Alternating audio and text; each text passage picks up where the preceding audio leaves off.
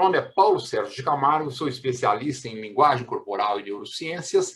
Seja bem-vindo ao meu canal do YouTube. Hoje eu estou com duas especialistas em linguagem corporal, a Juliana Pupo e a Marluce Longares, que eu chamo de Mares. Além de especialista em linguagem corporal, são duas grafólogas de mão cheia. Se um dia você precisar de uma grafóloga, contrate uma, ou contrate outra, ou contrate as duas ao mesmo tempo. Sejam bem-vindas, meninas, mas meninas num adjetivo carinhoso, né? Mas eu gostaria de fazer uma pergunta. Agora eu esqueci aqui o que nós vamos falar. Qual é o tema de hoje, hein? Deve ser a idade. Mãos femininas? Bem lembrado. Vamos falar sobre as mãos femininas, né? Já que vamos falar sobre as mãos femininas, qual é o segredo das mãos femininas? O segredo das mãos está no desenvolvimento dos polegares opostos. Quando a gente pensa lá atrás, nos nossos ancestrais, a locomoção era feita sobre 4 apoios. Então, os 4 membros estavam ocupados com a locomoção. A partir do momento em que a gente começou a se locomover sobre 2 apoios, a gente teve as mãos livres para poder manusear armas, pegar alimentos, objetos, cuidar dos outros. E o desenvolvimento dos polegares opostos, ele favoreceu o nosso movimento de preensão, de pinça. Então, você está me dizendo que o grande diferencial foram os polegares opostos. Agora, eu gostaria de saber, já que o nosso tema é o corpo feminino, as mãos femininas, qual é a diferença entre minha mão masculina e as mãos femininas? Então, Paulo, é curioso que homens e mulheres utilizam as mãos durante a comunicação. Então, quanto a isso, somos muito parecidos. Agora, as mãos femininas são mais flexíveis que as mãos masculinas. Elas têm um poder de precisão maior, enquanto os homens desenvolveram muito mais a habilidade da força da mão. E é muito curioso se a gente pensar, por exemplo, nessa habilidade com a psicomotricidade fina, que as meninas desenvolvem bem cedo na escola, e os meninos demoram um pouquinho mais para chegar lá. E se observarmos um cenário das artes no mundo, as mulheres estão sempre em segundo plano, são os artistas que ganham maior destaque. E quando elas estão inseridas nesse universo, alguma coisa acontece e ela continua em segundo plano, que é o caso da Margaret King. Ela pintava os seus quadros e era o seu marido quem assinava por ela. E durante muitos anos ele levou crédito nessas obras todas. Isso, e tem até uma cena, eu vi o filme que você está falando, né? Ela processa eles, vão parar no júri, o juiz manda ela pintar o quadro e ele pintar o quadro. Ele disse que está com o braço quebrado. Safado sem vergonha, né? Safado sem vergonha. Mas faz parte, né? Então, já que estamos falando do marido machista da Margarete, né, uma grande pintora, se vocês puderem ver o filme, é muito legal o filme, eu queria saber qual é o mais machista de todos os instrumentos musicais. A gente pode considerar que o mais machista é o piano de cauda, porque ele tem uma envergadura grande, ele depende de uma extensão maior. Além disso, as teclas também são maiores, né, Ju? Mas as mulheres levam vantagem, por exemplo, no cravo das igrejas, porque os cravos, eles são mais estreitos e eles têm 2 ou 3 patamares de teclas. Então, e como os dedos femininos são mais leves e flexíveis, elas levam vantagem. Isso, então, quer dizer que as mulheres... Por isso que tem mais mulheres tocando cravo na igreja, né? Aliás, o pessoal não vai na igreja hoje, mas em alguns lugares dá um prazer muito grande e os cravos são instrumentos que, quando montam, é muito difícil depois de ser desmontado, né? Mas já que estamos falando das mãos femininas, vamos continuar. E vamos falar sobre as unhas das mãos e a pintura das mãos femininas. Vocês não pintam as mãos, né? Eu já desisti. Eu nem fiz ainda um pouco. Mas eu queria saber... Oi. Eu queria saber sobre a pintura das mãos, como é que surgiu isso, as unhas, qual a função das unhas, alguma coisa para que as pessoas possam entender melhor. Olha, na verdade, a gente vai começar a pensar no crescimento das unhas. As unhas das mãos, elas crescem 4 vezes mais rápido que as unhas dos pés. Se você for pensar em termos de crescimento, a unha da mão, ela cresce 1 milímetro a cada 10 dias. Para você ter 1 centímetro, você tem que ter 100 dias sem cortar as unhas. Antigamente, voltando lá de novo nos nossos ancestrais, a gente, como estava se locomovendo sobre 4 apoios, então a gente tinha um desgaste natural das unhas. Hoje não. Hoje a gente já tem que cortar, lixar, dar um formato melhor na unha e tal. E muitas mulheres usam a unha comprida como forma de mostrar que elas não precisam pegar no serviço pesado. Agora, a pintura da unha, eu vou deixar com a Marluce, porque ela ainda pinta. Olha que interessante. Na China antiga, as mulheres deixavam as unhas compridas como uma demonstração de status, elas pertenciam à nobreza, e além das unhas compridas, elas pintavam as unhas de ouro, o que deixava um pouco incômodo, né? Além do tamanho, o peso das unhas. Então, com o passar do tempo, essa cultura foi se perdendo e elas deixavam apenas uma unha super compridona, pintada de ouro, como uma demonstração de status. Depois de muitos anos, elas decidiram mesmo manter as unhas curtas e, em eventos, utilizam unhas postiças. Mas essa condição do pintar as unhas também aconteceu lá no Antigo Egito. A Cleópatra tinha uma preferência pela cor vermelha, enquanto que as pessoas que não tinham poder aquisitivo pintavam as unhas de rena para conseguir um adorno.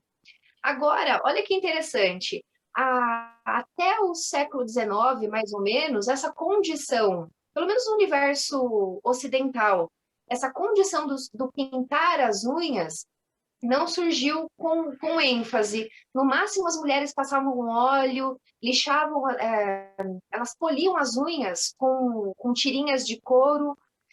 E lá no início do século XX, quando a indústria, ó que doideira, quando a indústria começou a pensar em tintas para automóveis, é que descobriram uma fórmula possível para a confecção de esmaltes. Aí, então, as mulheres endoideceram, cores diversas, possibilidades diversas de adornos para as unhas. Eu tenho uma amiga, uma aluna, uma menina que foi aluna minha, ela pintava a cor da cor do carro, a cor da bolsa. Entendeu? Quando ela saía com a bolsa, ela tinha várias bolsas. Até hoje, acho que ela faz isso. E pintava também na cor do carro. É um negócio... Era muito legal, né? Mas a próxima pergunta que eu quero fazer para vocês é extremamente interessante. E eu vou escolher, a Juliana me permite, mas dessa vez eu vou escolher você, Marês, para responder, porque eu sei que a Marês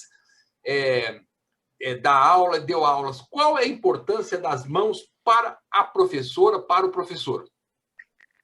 Para a oração. Brincadeira.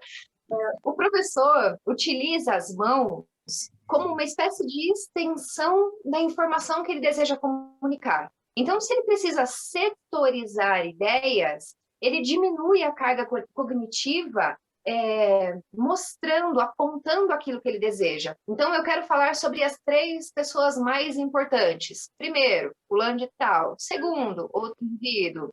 Ou então, eu demonstro, eu desejo que isso aconteça aqui nessa área. Agora vocês, venham aqui comigo, nessa região.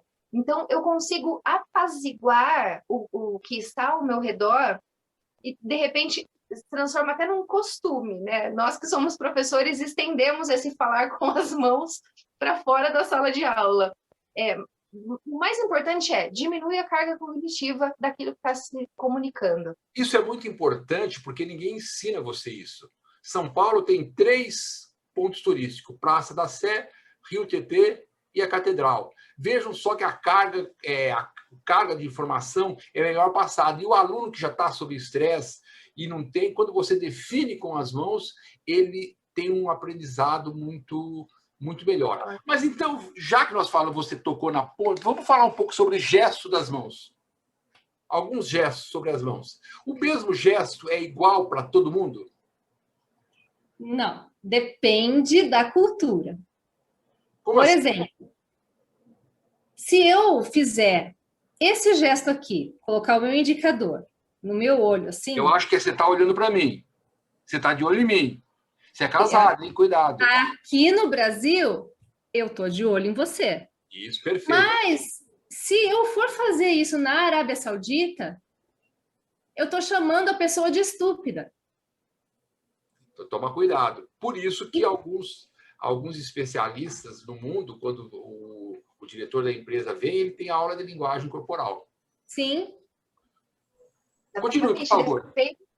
Depende bastante do que se deseja comunicar, né? Aqui no Brasil, a gente concorda com algo, damos um joia, isso está ok.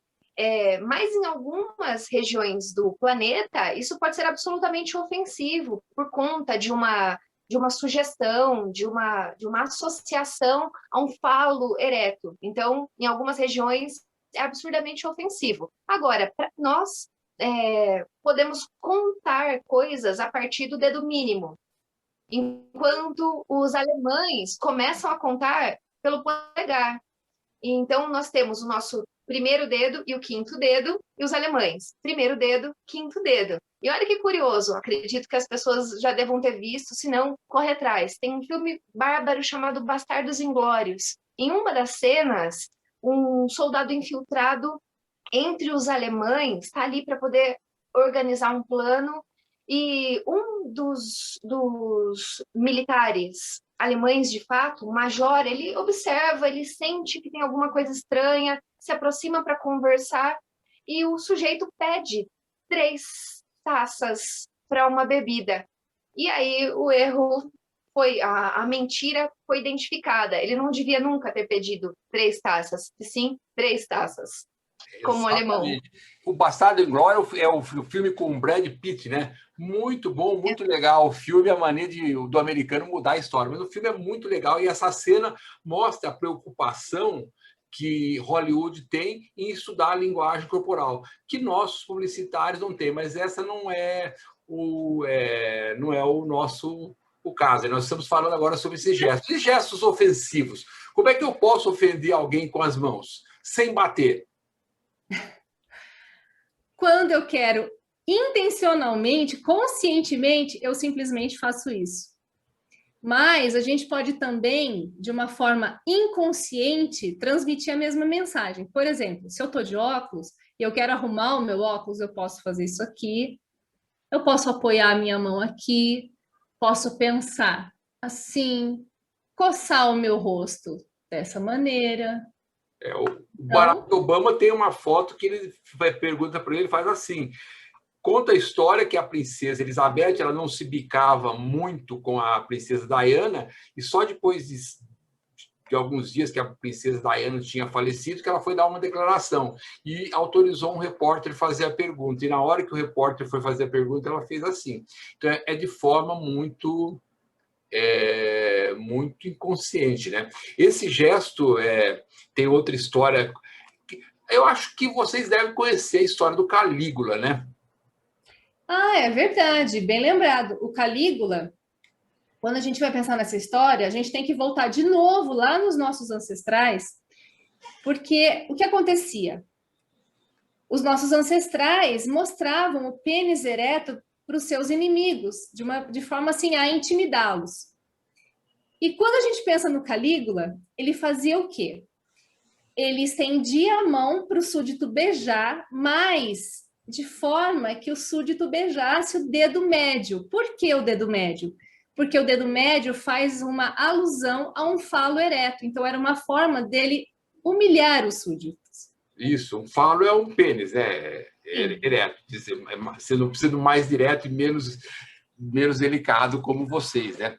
Tem uma outra história sobre a origem desse gesto, é que na guerra entre os ingleses e franceses, os ingleses usavam um arco longo, que era o fuzil AR-15 da época, e aquele arco longo atingia até 200 metros. Os franceses falaram que a hora que ganhasse a batalha, iam cortar o dedo dos ingleses. Os ingleses ganharam e os franceses fugiram. E aí os soldados ingleses faziam assim, olha, vou estar aqui o dedo, não cortaram, vocês vão para aquele lugar. Essa é uma outra teoria dos gestos.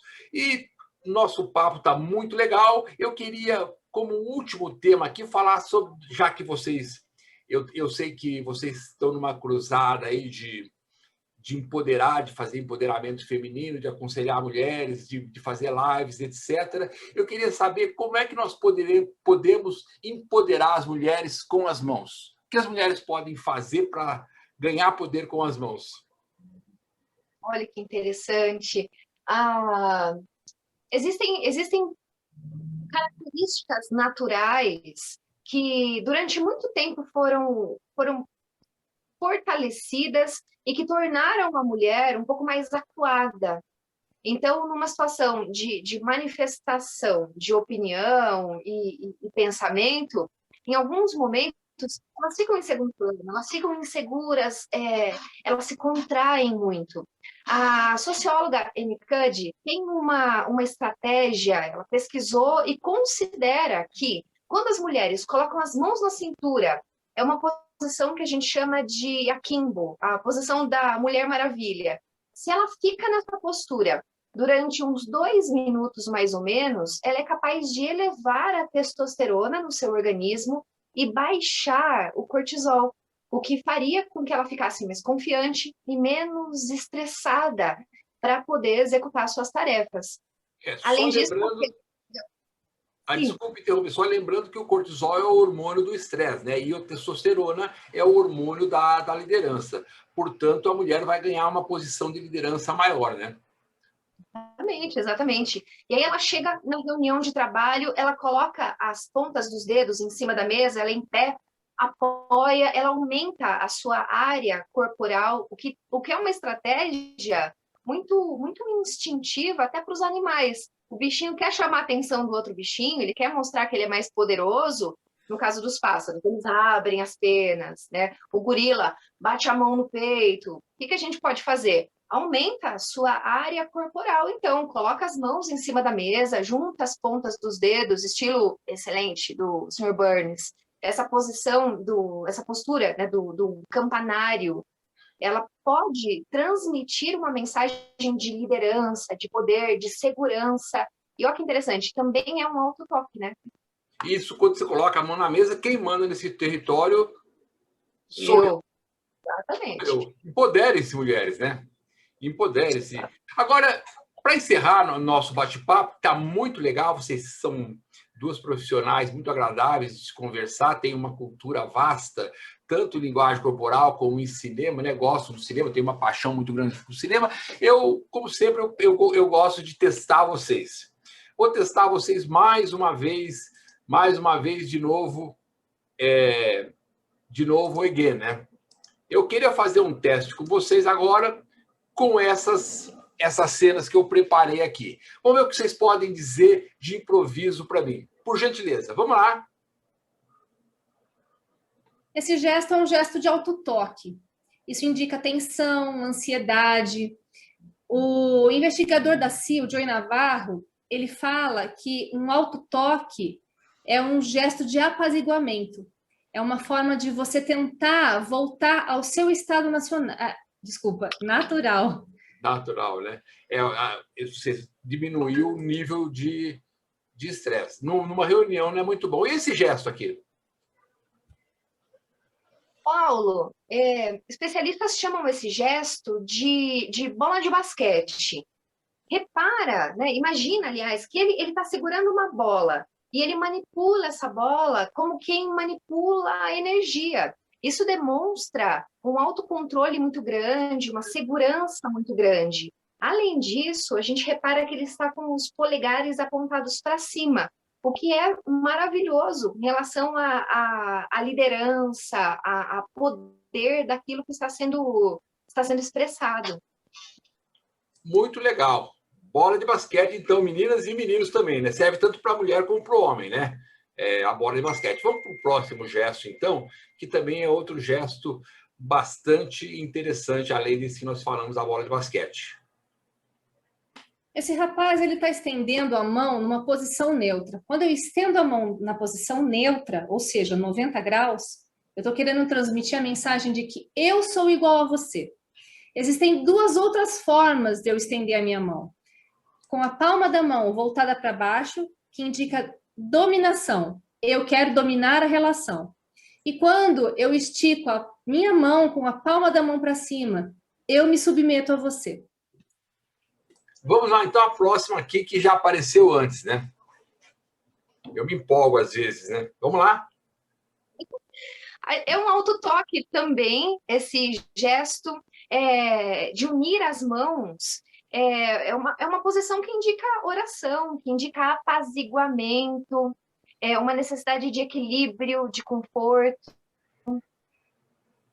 E esse conforto, a gente pode lembrar lá do antropólogo inglês, o Desmond Morris. Ele fala que esse gesto é como se você estivesse de mãos dadas com você mesmo.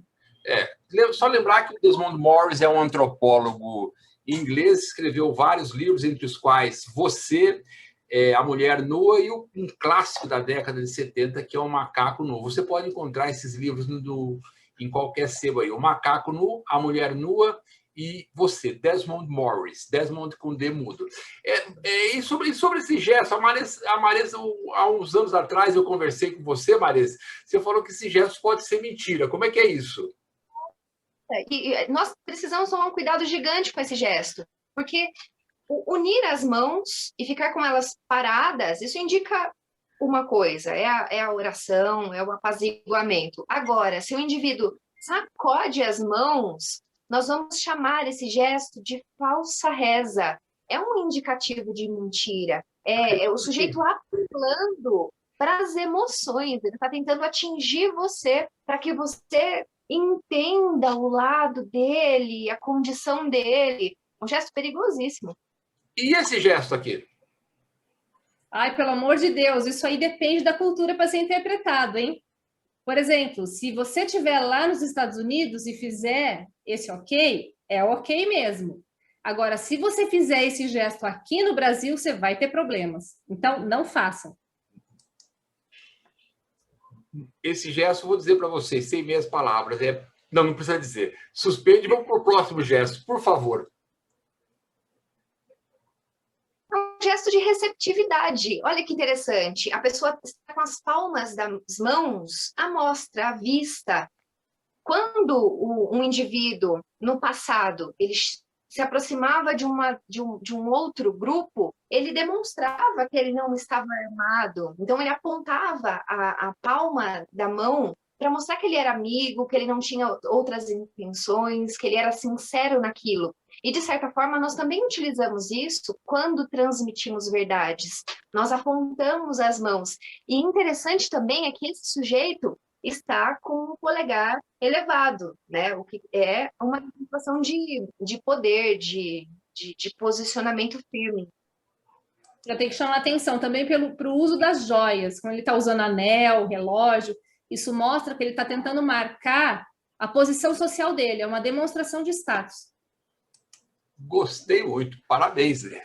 Bem, estamos encerrando nossa live aqui com a Juliana Pupo, especialista em linguagem corporal, da cidade de Campinas, e Marluce Longareza, a Maresa, da cidade de Taubaté. Eu quero agradecer mais uma vez a vocês duas pelo carinho, pela gentileza, por esse bate-papo muito legal. Se você quiser alguém para fazer palestras, te ensinar a linguagem corporal, principalmente a feminina, eu aconselho vocês procurarem qualquer uma das duas, ou as duas ao mesmo tempo, já que parece que as duas têm uma parceria muito legal aí. Suas últimas palavras, Juliana, antes de se pedir, porque vai ter a próxima, por favor. Bom, primeiro eu queria te agradecer pelo convite, de novo, né, esse convite, e eu gosto muito de participar dessas gravações, que são bem bacanas, e espero poder participar outras vezes e com certeza a gente vai estar aqui para poder trazer um pouquinho mais de conhecimento sobre linguagem corporal feminina. Mares? Muito obrigada. É sempre uma satisfação imensa conversar com você, conversar com vocês todos sobre linguagem corporal feminina. É importante que cada vez mais as mulheres encontrem o seu espaço na sociedade. E se existe esse caminho, né, e em alguns casos pode até ser um atalho, por que não mostrar para elas, né? Então, muito obrigada pela oportunidade. Então, muito obrigado com vocês e até a próxima. Meu nome é Paulo Sérgio Camargo, agradeço a vocês mais uma vez por participarem do nosso canal. Se tiver qualquer sugestão ou qualquer outro tema que a gente possa trabalhar, estejam à vontade de sugerir. E como para encerrar, se cuidem, nós estamos numa pandemia, está faltando ao país empatia, às pessoas empatias. Se cuidem, usem máscara, não se aglomerem e por aí vai.